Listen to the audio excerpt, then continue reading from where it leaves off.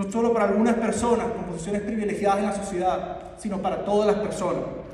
Los derechos, el derecho a la libertad, a la vida, a la propiedad, son derechos universales. De hecho, para mí son derechos naturales.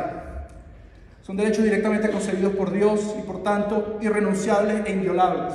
Y por eso, mientras sigan violando los derechos de una persona, nos están violentando los derechos de todas las personas. Y es por eso que las conferencias como las de hoy son tan importantes, porque nunca podemos dejar de alzar nuestra voz.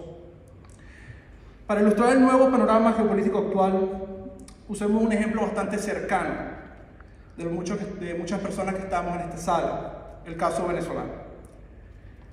Yo quiero comenzar mi conferencia haciendo una pregunta. ¿Por qué Maduro sigue en el poder? ¿Por qué Maduro sigue en el poder a pesar de años de protesta que hemos tenido los venezolanos? En el 2014, en el 2017, en el 2019, hubo protestas durante meses, días sin cesar. Tuvimos victorias electorales y se hizo mucho progreso. ¿Cómo el régimen ha sobrevivido años de máxima presión diplomática por parte de la comunidad internacional? No podemos olvidarnos que en el 2019 más de 60 estados apoyaron al gobierno interino de Juan Guaidó.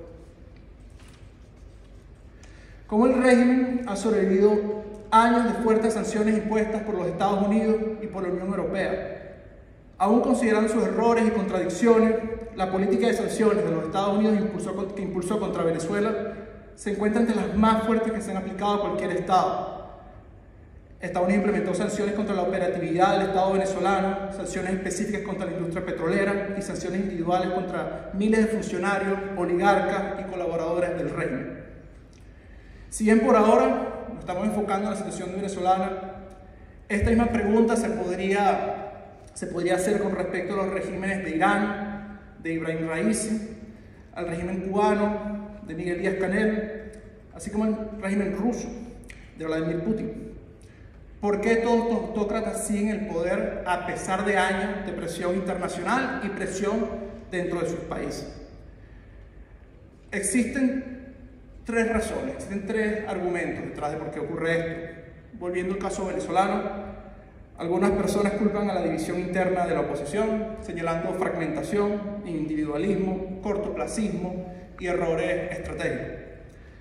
Otras personas culpan a la comunidad internacional. Algunos culpan a los Estados Unidos por hacer demasiado, otros culpan a los Estados Unidos por no hacer lo suficiente.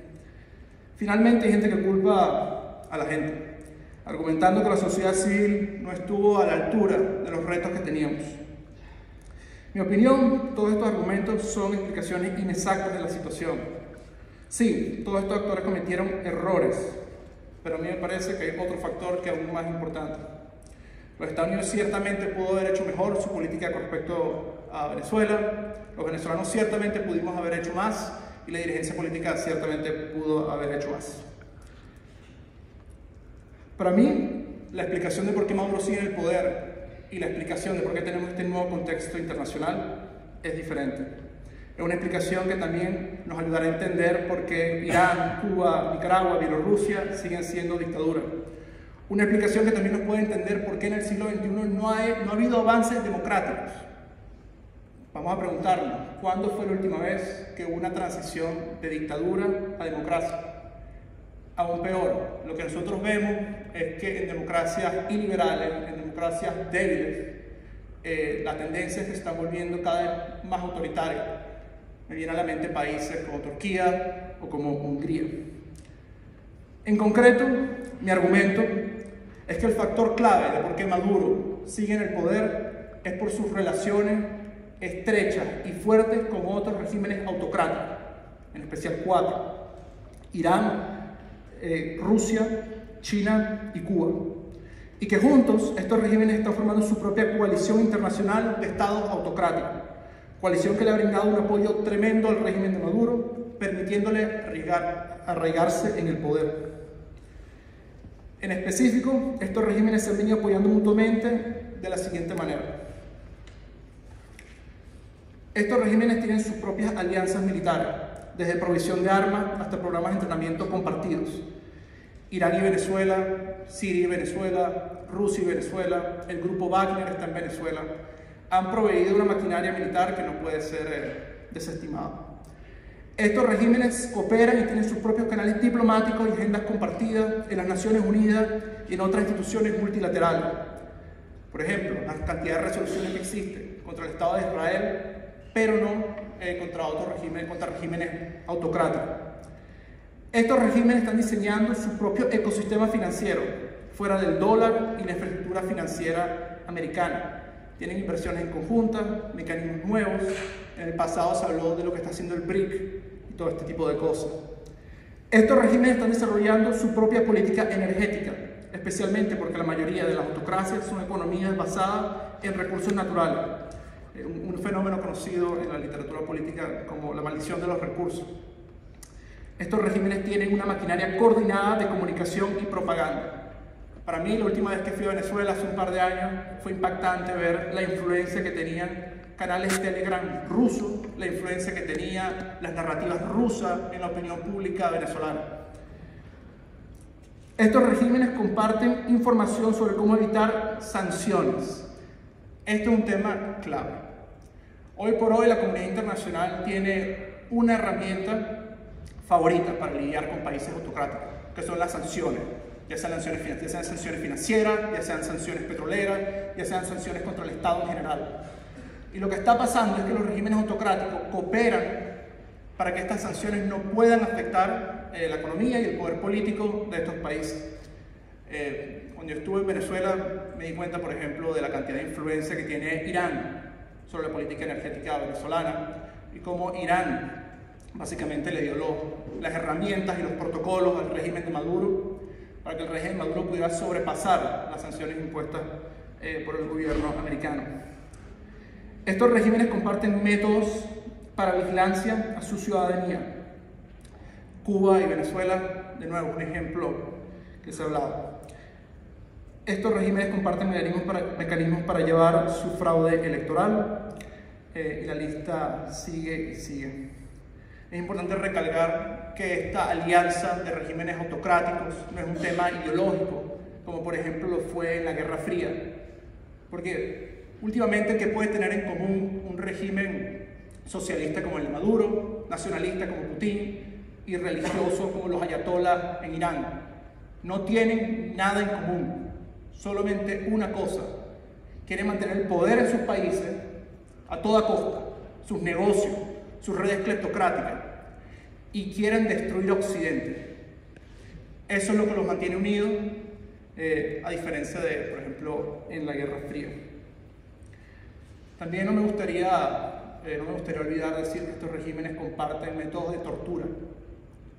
Todos aquí conocemos a personas que han estado presos, activistas, y las cosas que se saben que pasaron en los regímenes de la tortura que se vive en mi país, me cuesta hasta decirlo, es algo que hay que decirlo y no se puede olvidar. Y tenemos a grandes personas como Víctor Navarro, un buen amigo, que están denunciando de forma constante a nivel internacional las violaciones y la tortura que presos políticos como él vivieron. Mi argumento es que gracias a esta red autoritaria, Maduro en Venezuela, Putin en Rusia, Erdogan en Turquía, Ortega en Nicaragua, Lukashenko en Bielorrusia, y todos estos regímenes están fortaleciendo su poder a nivel nacional y aumentando su influencia internacionalmente. También trabajan en conjunto, ya lo hablé, para socavar el sistema internacional. Por ejemplo, tienen agendas compartidas en las Naciones Unidas, tienen agendas, por ejemplo, para negar la universalidad, lo universal que es la democracia, que son los derechos humanos, y cambiar ese tipo de narrativas por narrativas como la protección de la soberanía. Es muy interesante que el 70%, interesante y trágico, que el 70% de los estados que conforman el Consejo de Derechos Humanos de la ONU son dictaduras. Tenemos estados como Venezuela. Y bueno, trabajan para mantener la fuerza de su coalición autoritaria, apoyándose mutuamente. Ellos entienden que se tienen que apoyar mutuamente, porque así como la globalización ha hecho nuestras economías interdependientes, ellos entienden de que el colapso de un régimen autoritario podría llevar al colapso de otro régimen autoritario. Por eso es que cuando se ven protestas, por ejemplo, en Irán, también hay explosión de protestas en otros países autoritarios.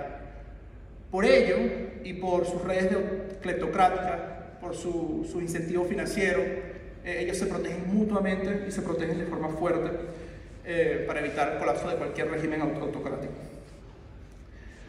Si nosotros tomamos este diagnóstico como cierto, ¿cuáles son entonces las políticas exteriores y cuáles son las conclusiones que nosotros deberíamos sacar para Occidente? ¿Qué cosas deberíamos nosotros promover? ¿Qué iniciativas, tanto privadas como públicas, deberíamos nosotros promover? En primer lugar, las fuerzas de oposición y los activistas de países como Venezuela o como Irán tienen que entender que la lucha no es solo contra su dictador, es una lucha en contra de esta red cleptocrática internacional. Esto es algo que hay que internalizar, es algo que hay que entender y es algo de lo que se tiene que partir como la base de las nuevas estrategias para hacer procesos de democratización. En segundo lugar, y lo que conlleva a lo que acabo de mencionar, tenemos que todos los que estamos acá trabajar porque creemos una red internacional de activistas. Tenemos que unirnos. Para mí es impresionante ver la poca unión que existe entre activistas de oposición de países como Venezuela, como Irán, como Cuba, como Nicaragua. La única manera de nosotros poder ganar esta batalla que nos enfrentamos hoy, esta batalla entre autocracia y democracia, es que nos unamos, es que trabajemos juntos, es que creemos espacios de cooperación, puentes de comunicación y tengamos agendas compartidas. Existen, por ejemplo, movimientos de oposición que son muy buenos en el tema del activismo internacional, otros que son buenos en el tema de aglutinar personas para protestas. Bueno, toda esta información, todo este conocimiento, todas estas capacidades, tenemos que traerlas a un solo lugar.